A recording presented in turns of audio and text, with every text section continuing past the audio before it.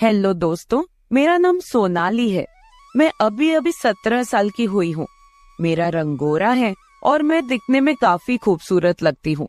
मैंने अभी अभी जवानी की दहलीज पर कदम रखा था और मुझे एहसास हुआ कि मेरे घर में पैसों की बहुत कमी है।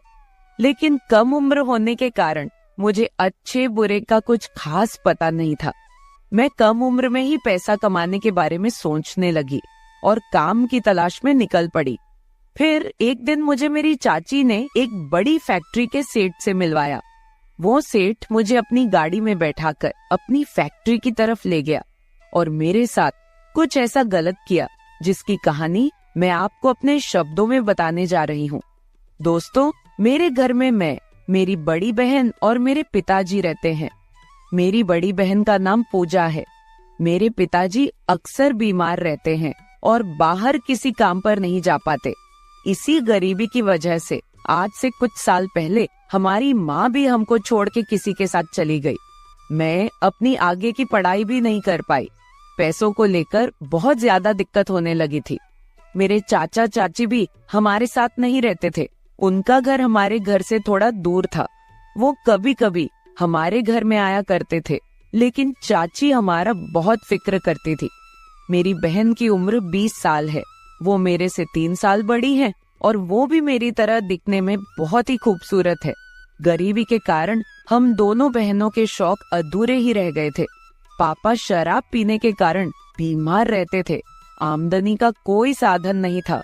दिन पर दिन घर की हालत खराब होती गई। मेरी बड़ी बहन काम ढूंढने की बहुत कोशिश कर रही थी, लेकिन कहीं पर भी काम नहीं मिला। फिर मेरी बहन गांव में ही एक घर में साफ सफाई का काम करने लगी, लेकिन वो लोग भी काम करवाने के बाद जल्दी पैसा नहीं देते थे और काम भी बहुत ज्यादा था, इसलिए वो ज्यादा टाइम काम नहीं कर पाई। फिर एक दिन हमारी चाची हमारे घर आई। चाची का नाम रितिका है।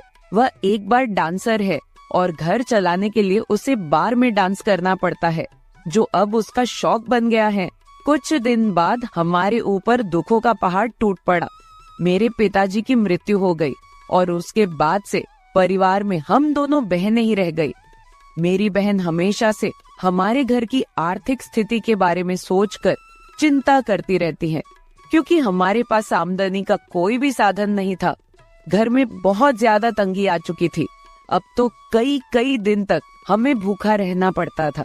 हमारे रिश्तेदारों ने भी हमसे किनारा कर लिया था। दीदी ने नौकरी करने की बहुत कोशिश की, लेकिन उनको कहीं पर भी काम नहीं मिला। घर के हालात बहुत ज्यादा खराब हो चुके थे। जितने भी पैसे थे पिताजी के इलाज पर सब खत्म हो चुके थे। फिर एक दिन रितिका चाची हमारे घर में आई और हमारे घर के हालात को देखकर मेरी बड़ी बहन को कहने लगी, देख पूजा, तेरे घर के हालत ठीक नहीं है। तुम कुछ काम क्यों नहीं कर लेती हो? अभी तुम 20 साल की हो चुकी हो, खूबसूरत हो और जिंदगी जीने के लिए और क्या चाहिए? दीदी बोली, मुझे कौन काम देगा और मुझे कोई भी काम का अनुभव भी नहीं पता है और ना ही मैंने पढ़ाई की है। काम कैसे करूंगी? ऐसे में मैं किसके पास जाऊं कि मुझे काम दो? फिर चाची बोली, तुम उसकी चिंता मेरे ऊपर छोड़ दो। मैं तुम्हें पैसे कमाने की कला बताऊंगी। बस तुम मेरी बात मानकर जो मैं बोलूंगी उसे करते रहना। दीदी बोली, ठीक है। फिर चाची बोली, तो मैं कल आऊंगी तेरे पास, फिर हम बाजार जाकर कुछ नए कपड़े लेकर आएंगे। दीदी बोली, लेकिन इन सब के लिए इतना पैसा मेरे पास नहीं है। चाची कहने लगी, तू पैसे की चिंता मत कर, मैं हूं ना, मुझे बाद में कमाने के बाद पैसा चुका देना, लेकिन अभी वैसा ही कर जैसा मैं कहती हूँ। दूसरे दिन चाची बहुत ही सुंदर कपड़े पहनकर मेरे घर आई। मैं बस देखती ही रह गई कि चाची के पति कोई काम तो करते नहीं, पर चाची के पास इतना पैसा और इतने अच्छे कपड़े पता नहीं कहाँ से आते हैं। चाची हमको बोली, क्या हुआ, ऐसे क्या देख रही हो? दीदी बोली, नहीं चाची, कुछ भी नहीं, बस आपको देख रही थी, क्या लग रही हो आप। फिर मेरी दीदी और चाची दोनों बाजार चली गई। वहाँ से ढेर सारे कपड़े लेकर आई। जाते समय तो मेरी दीदी सिंपल सूट में गई थी, लेकिन जब वापस आई तो कुछ पल के लिए तो मुझे विश्वास ही नहीं हुआ कि यह मेरी बड़ी बहन है। वो जैसे किसी फिल्म की हीरोइन लग रही हो। मैं अपनी बहन को देखती रह गई, क्योंकि वो पहचान में ही नहीं आ रही थी। उसने पैंट और टॉप पहन रखा था और ब्यूटी पार्लर से सज धज कर आई हुई थी। कुछ देर बाद लगभग शाम को एक बड़ी सारी कार मेरे घर के बाहर आई। उसमें से एक 50 साल की उम्र का आदमी बाहर निकलकर मेरे घर में आया। चाची उनको बोल रही थी, आइए सेठ जी, हम दोनों तैयार हैं, आप एक बार अंदर आकर उसे देख लीजिए, उसके बाद हम लोग चलेंगे। सेठ बोला, ठीक है, मेरे बारे में तो बता दिया है ना कि क्या काम करना होगा, बाकी सारी व्यवस्थाएं मेरी तरफ से फ्री होंगी। चाची बोली, हाँ सेठ जी, मैंने इसे सारी बात बताई है, बाकी आप अंदर आकर देख लीजिए। चाची और उस सेठ की बातें सुनकर इतना तो मैं समझ गई थी कि चाची मेरी बहन को कोई काम दिला रही है। फिर वह आदमी कमरे के अंदर जाता है। उसके अंदर जाने से पहले ही मैं उसी कमरे में जाकर छुपकर बैठ गई और अपनी बहन और सेठ की बातें सुनने लगी। वह बोल रहा था कि मेरी बिस्किट की फैक्ट्री है, वहां पर आपको काम करना होगा। क्या तुम काम करने के लिए तैयार हो? तुम अभी मेरे साथ फैक्ट्री चलो और तुम्हें सारा काम समझा देता हूँ और तुम वहां भी रह सकती हो। इसकी सारी व्यवस्थाएं मेरी होंगी और तुम्हें इसके बदले बहुत पैसे और कपड़े भी मिलेंगे। बाकी बातें मैं तुम्हें फोन करके बता दूंगा। दीदी बोली, ठीक है सेठ जी, मैं तैयार हूँ, लेकिन क्या क्या करना होगा मुझे? फिर चाची बोली, अरे आप लोग सब बातें यही करोगे या फिर फैक्ट्री में जाकर काम भी शुरू करोगे?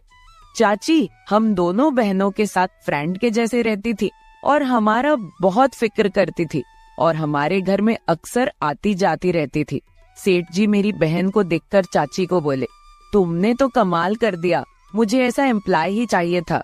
चाची बोली, सेठ जी सब आपकी ही तो मेहरबानी है जो मैं आज इतनी सुखी जिंदगी जी रही हूँ। आपने मेरी बहुत ही हेल्प की है। वो सेठ मेरी चाची और मेरी बहन से बातें कर रहा था और साथ ही साथ मुझे अजीब सी नजरों से देख रहा था। उसके बाद सेठ मेरी बहन को मेरे सामने ही कार में बैठाकर फैक्ट्री की तरफ ले गए।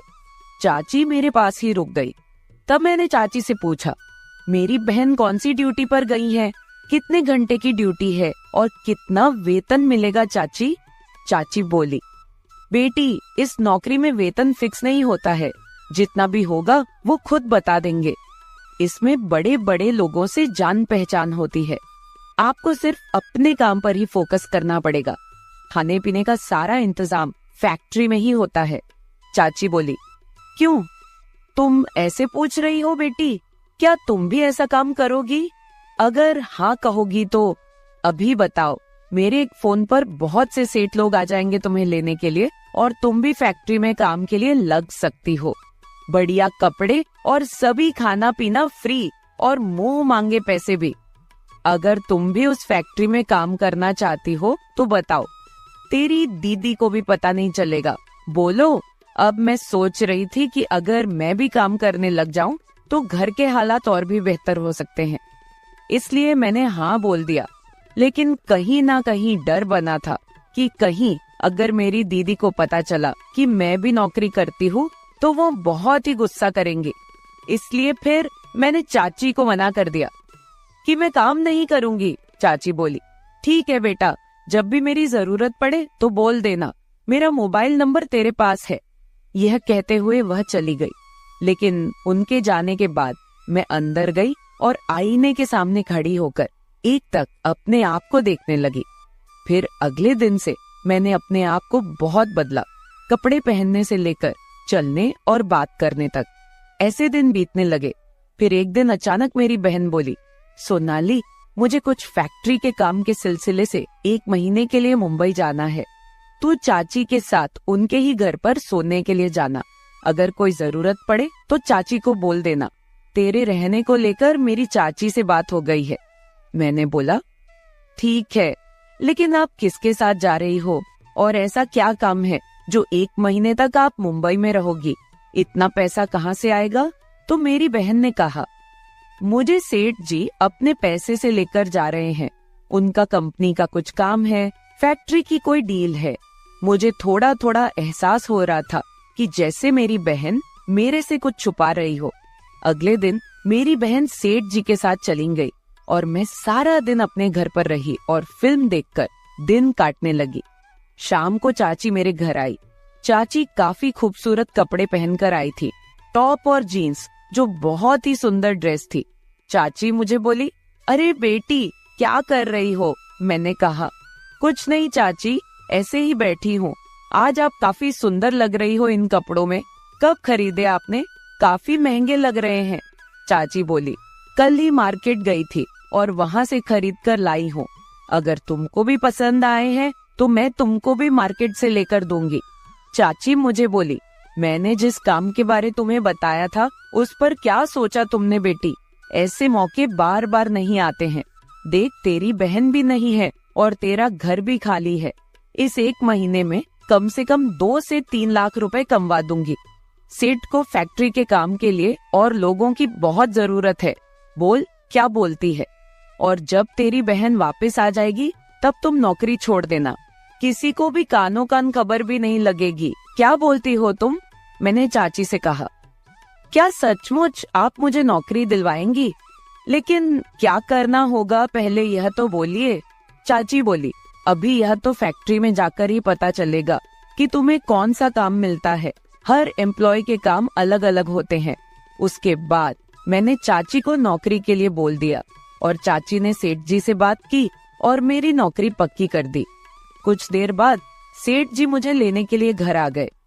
मैं सेठ जी के साथ गाड़ी में बैठ गई। वो मुझे एक सुनसान फैक्ट्री की तरफ लेकर गए।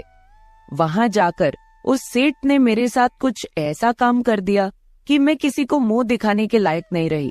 मुझे उम्मीद ही नहीं थी कि वो सेठ एक हवस का पुजारी निकलेगा।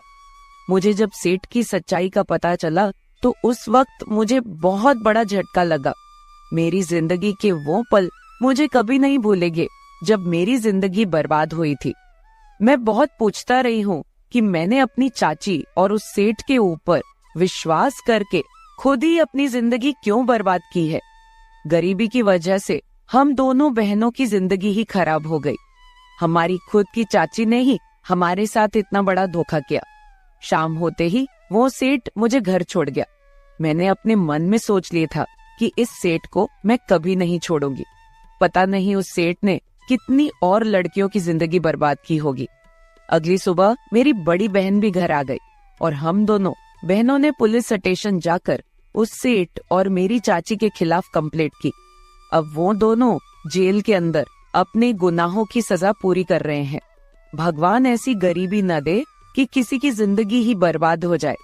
तो मेरे प्यारे दोस्तों, अगर आप लोगों को मेरी ये कहानी पसंद आई हो तो चैनल को सब्सक्राइब जरूर कर ले और बेल नोटिफिकेशन ऑन कर ले।